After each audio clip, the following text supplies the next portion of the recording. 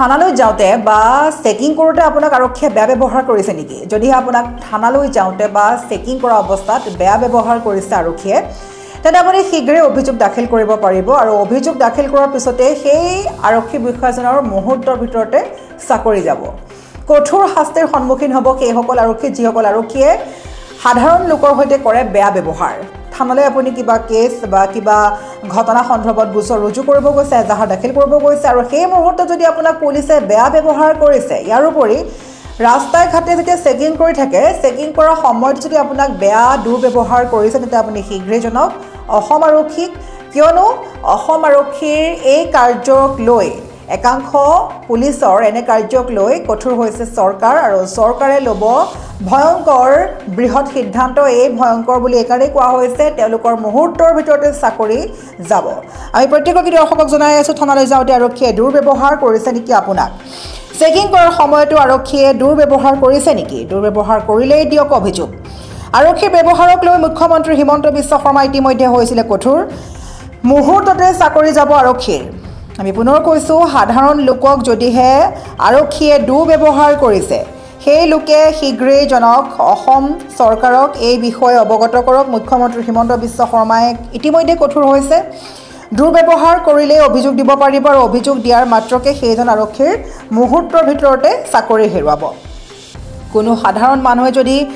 এজাহাৰ দিবলৈ গৈছে বা ঘটনাৰ ওপৰত গোচৰ ৰুজু কৰিব গৈছে কিবা ব্যৱস্থা ল'বলৈ গৈছে থানালৈ বুলি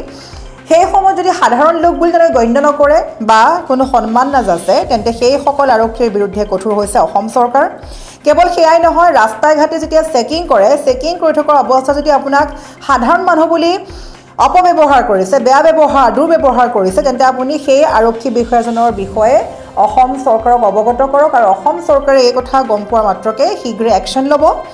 কোনো সাধাৰণ মানুহক কৰিব নোৱাৰিব দুৰ্ব্যৱহাৰ দুখী সাব্যস্ত হ'লেই আৰক্ষীও হাৰি নাযায়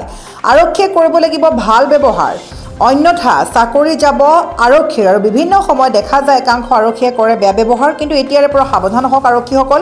আৰক্ষীৰ বিৰুদ্ধে একশ্যন ল'ব হিমন্ত বিশ্ব শৰ্মা চৰকাৰে আৰু পূৰ্বতেও আমি বিভিন্ন ভাইৰেল হোৱা ভিডিঅ' দেখা পাওঁ য'ত আচলতে ৰাস্তাই ঘাটে আৰক্ষীয়ে সাধাৰণ লোক বুলি অৱহেলা কৰে অপব্যৱহাৰ কৰে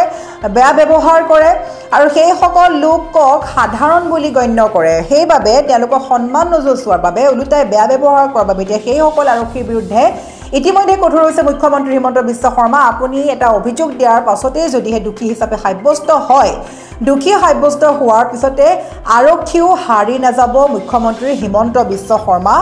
চৰকাৰৰ হাতৰ পৰা মুহূৰ্তৰ ভিতৰতে চাকৰি হেৰুৱাব লাগিব সেইসকল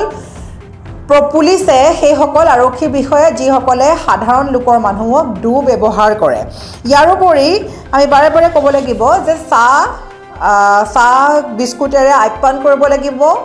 যিহেতু সেই সময়ত থানালৈ যোৱাৰ সময়ত অতিথি হিচাপে যাব সাধাৰণ লোক গতিকে সেইসকলক চাহ বা বিস্কুটেৰে আপ্যায়ন কৰিব লাগিব মুঠৰ ওপৰত আলহীৰ দৰে ভালদৰে সা সন্মানেৰে